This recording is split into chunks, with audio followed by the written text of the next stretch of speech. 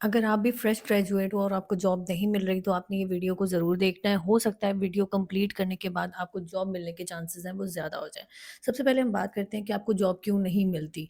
जब आप जॉब लेने के लिए जाते हो ना, एक एक्सक्यूज़ है जो कि हर फ्रेश ग्रेजुएट देता है कि यहाँ पर तो एक्सपीरियंस रिक्वायर्ड है, एक्सपीरियंस ना हो तो जॉब नहीं मिलती। तो अब मैं ऐसा क्या करूँ, या हमारा रेफ़रेंस नहीं होता तो हमें जॉब नहीं मिलती।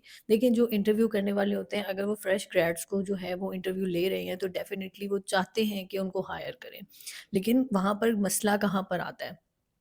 जब फ्रेश ग्रेजुएट जाता है ना, तो उसके पास स्किल नाम की कोई चीज़ नहीं होती। स्किल नहीं होती, उस वजह से उसको जॉब नहीं मिलती। तो अगर आप मैं आपको कुछ ऐसी स्किल्स बताऊँगी और जो बहुत बेसिक स्किल्स होती हैं, जो अगर आपके पास हों, तो फिर आप जो हो आप जब इंटरव्यू देने जाते हो तो आपको हो सकता है आपकी एम्प्लॉयमेंट चांसेस जो हैं वो ज़्यादा हो जाएँ। सबसे पहली एक चीज़ क्या होती है कि आपको एक्सेल, वर्ड, इस तरह के जो जितने भी सॉफ्टवेयर हैं जिसमें डाटा एंट्री होती है, आपको वो चलाने आने चाहिए। मेरे पास ऐसी हायरिंग मैंने की है, क्योंकि मैं हमेशा कोशिश करती हूँ कि यार मेरे पास अगर अपॉर्च्युनिटी है हायरिंग करने के लिए, तो मैं ऐसे लोगों को हायर करूँ जो कि बिल्कुल फ्रेश हों, ताकि न मैं जो हूँ अपने हिसाब से उनको स्टार्ट कर सकूँ, अपने हिसाब से उनको चला सकूँ।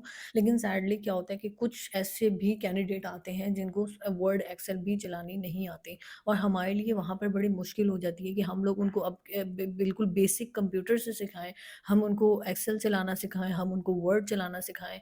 अब उनकी टाइपिंग स्पीड नहीं है। तो जहाँ पर भी आपको, अगर आप स्टार्ट कर रहे हो अपना प्रोफ़ेशनल लाइफ़, तो ये एक ऐसी चीज़ है जो कि हर इंडस्ट्री में यूज़ होती है।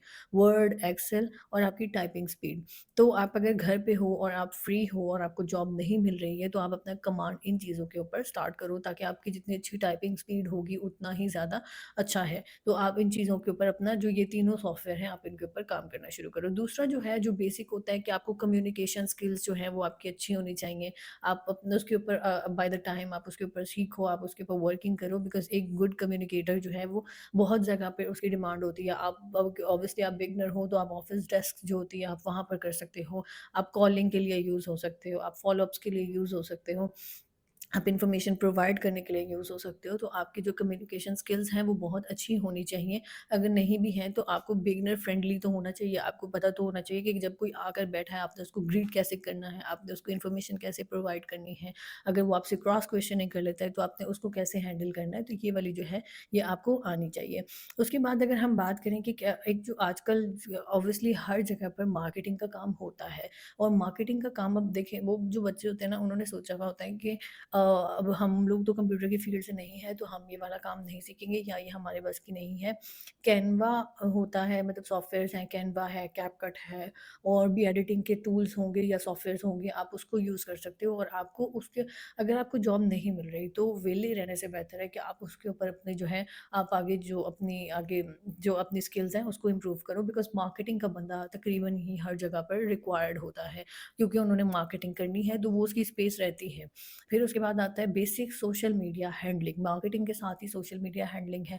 अगर आपको कंटेंट क्रिएशन आती है, आपके पास आइडियाज़ हैं, आप देख सकते हो कि फॉर्म में क्या रिक्वायर्ड है और उस हिसाब से आप किस तरह की कंटेंट क्रिएशन कर सकते हो, तो फिर आप उस चीज़ की तरफ भी जा सकते हो। और हर एजेंसी में इस चीज़ की ज़रूरत होती है, क्योंकि जब आजकल सोशल मीडिया का दौर है, तो आप अगर वैसे भी तो जितने भी जेनज़ीज़ हैं ये बहुत ज़्यादा अच्छे हैं सोशल मीडिया को लेकर, तो आपने प्रोफ़ेशनल सोशल मीडिया हैंडलिंग किस तरीके से करनी है, आपको वो आना चाहिए। फिर उसके बाद आ जाता है कि आपने मतलब उसमें फिर क्या-क्या आ जाता है कि कंटेंट का शेड्यूल क्या होना चाहिए, कंटेंट किस तरह से बनना चाहिए, कंटेंट में क्या ऐड हो सकता है, क्या ब्रांडेड है, क्या नहीं है, क्या लगना चाहिए, क्या नहीं लगना चाहिए, ईच एंड एवरीथिंग वो आपको अगर उसकी नॉलेज होगी तो आप एक डिमांड में आ जाते हो। फिर उसके बाद बात आती है कि आपको फॉर्म्स वगैरह फ़िल करने आने चाहिए। मतलब कि आप जो बेसिक फॉर्म्स होते हैं, अब क्योंकि पहले होता था मैनुअल फॉर्म वो होते थे, फ़िल होते थे। अब जो है सारे वो लैपटॉप पे होते हैं, सॉफ्ट में होते हैं, तो फॉर्म जो है वो आपको फ़िल आने करने आने चाहिए, प्लस आपको रेज़्यूमे बनानी आनी चाहिए। ये एक सैडली मेरे पास भी ऐसी बच्चियाँ आई हैं, ऐसे बच्चे आए हैं जिनको स्टार्टिंग में रेज़्यूमे क्रिएट करनी भी नहीं आती थी। जब वो इंटरव्यू देने के लिए आए हैं, तो वो किसी शॉप पर गए हैं, उन्होंने वहाँ से अपनी रेज़्यूमे बनवा ली और उनको अभी तक रेज़्यूमे बनानी भी नहीं आती। तो रेज़्यूमे का तरीका होता है ना कि एक बेसिक स्किल है, एक उससे अपर है, फिर उससे ऊपर है, और रेज़्यूमे के भी बड़े स्टाइल्स होते हैं।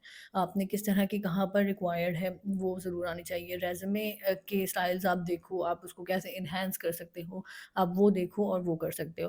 प्लस उसके बाद क्या आता है बेसिक ईमेल राइटिंग। इसके ऊपर बहुत ज़्यादा वो आगे वो यूट्यूब पे भी आपको मिल जाएगा डाटा, आप चैट जीपीटी से इन्फॉर्मेशन ले सकते हो।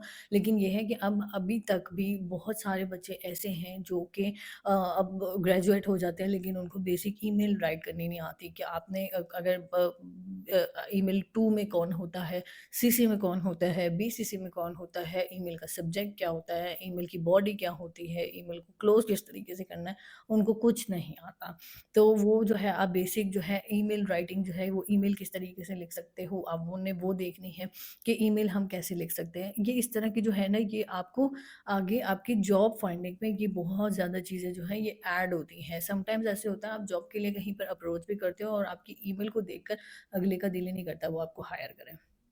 ये वाली चीज़ हो गई। फिर आपको आपने देखना है कि आप कितना एक ऑफ़िस एनवायरनमेंट में आप किस तरीके से अपने आप को ग्रूम कर सकते हो। कुछ लोग होते हैं जो कि इंट्रोवर्ट होते हैं, कुछ लोग जो होते हैं वो एक्सट्रोवर्ट होते हैं। लेकिन ऑफ़िस में जो है वो आपको मीडियम साइज़ का बंदा मतलब जिसके पास मीडियम हो, एक्सट्रोवर्ट भी चल जाते हैं। लेकिन मोस्टली क्या होता है इंट्रोवर्ट जो होते हैं वो उनकी ग्रोथ उस तरीके से नहीं होती। तो आपने चेक करना है कि आपके अंदर जो है वो वाली हैंडलिंग है। अगर आपका स्टाफ़ में किसी के साथ कॉन्फ्लिक्ट हो जाता है, आपके जो साथ आपके जो कलीग्स हैं उनके साथ आपका जो प्रॉब्लम हो जाता है तो आप उसको कैसे हैंडल करोगे? और ये एक बहुत मतलब जिसको हम लोग समझते हैं कि ये बहुत एक नॉर्मल चीज़ है, लेकिन क्या होता है कि जब आप प्रोफ़ेशनल लाइफ़ में जाते हो तो ऑब्वियसली यहाँ पर कॉन्फ्लिक्ट्स होते हैं। आपके समटाइम्स आपके बॉस और आप जो स्टाफ़ है उसके बीच में कॉन्फ्लिक्ट्स हो जाते हैं, समटाइम मैनेजर और उनकी उसकी टीम के बीच में कॉन्फ्लिक्ट्स हो जाते हैं, तो उसकी हैंडलिंग किस तरह से होनी है? तो ये चीज़ें जो हैं जब आप इसके ऊपर काम करते हो तो आपको जॉब मिल भी जाएगी और अगर आप इन चीज़ों को हैंडल करना नहीं जानते होगे, तो वो आपके लिए बाद में प्रॉब्लम क्रिएट करेंगी। ये कुछ इस तरह की चीज़ें होती हैं जो कि आप करते हो। अब हाँ, एक और चीज़ भी होती है, एक स्टेटमेंट ऑफ पर्पस होती है या किसी भी जगह पर कोई वो होता है कि आपने कोई प्रपोज़ल बनाने हैं, इस तरह की चीज़ें होती हैं, आप इसके ऊपर भी वर्किंग कर सकते हो। तो ये बहुत ज़्यादा जो है, ये छोटी-छोटी ऐसी स्किल्स हैं, जो कि रिक्वायर्ड होती हैं, जो कि आपने अगर बेसिक में अगर आपको इनमें से कोई 2-3 चीज़ें भी आती हैं, तो फिर आप बहुत अच्छे तरीके से किसी भी फ़र्म में आपको जॉब मिल सकती है। भले आपको प्रोबेशन पे रखें, लेकिन आपको रखेंगे। और वो आपके आहिस्ता-आहिस्ता ज़ाहिर-सी बात है वो फिर आपके एक्सपीरियंस में भी ऐड होगा। और ये नहीं करना है कि आपने एक ही दिन में शुरू होकर सारे ही स्किल सीख लेने हैं। आपने 3 मंथ्स देने हैं, आपने एक स्किल सीखनी है, आपने 3 मंथ्स देने हैं, आपने एक स्किल सीखनी है और आपने इन स्किल्स को अपने अंदर ऐड करी जाना है और इसके ऊपर प्रैक्टिस भी करते रहना है ताकि ये ना हो कि एक को सीखने के चक्कर में आप दूसरा भूल जाओ। तो ये वाला काम होता है। इनको आप इम्प्लीमेंट करो, इम्प्लीमेंट करने के बाद इसको आप अपने रेज़्यूमे में ऐड करो। आपने रेज़्यूमे की ऑब्वियसली अगर आपने स्किल सीख ली होगी तो आप रेज़्यूमे अपनी अच्छी तरीके से खुद बना लोगे। आप ईमेल लिख रहे हो तो आपकी ईमेल की बॉडी अच्छी होगी तो वो आपको एक इंटरव्यू का चांस ज़्यादा हो जाता है और जब आपको इंटरव्यू आ जाता है तो आपने इन चीज़ों को इम्प्लीमेंट करना है।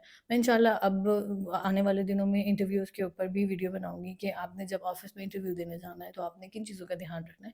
लेकिन मेरा ख़्याल है शायद मैंने बना भी दी, मुझे याद नहीं आ रहा। लेकिन ये है कि आप ये जो है ना इन चीज़ों के ऊपर फ़ोकस करो रादर देन ये कहने के कि हमारे पास तो रेफ़रेंस नहीं है, हमारे पास तो ये नहीं है, हमारे पास वो नहीं है। सारी चीज़ें हो जाएँगी, आपने मेहनत करनी है, आपने काम करना है। This is all for now, thank you for watching.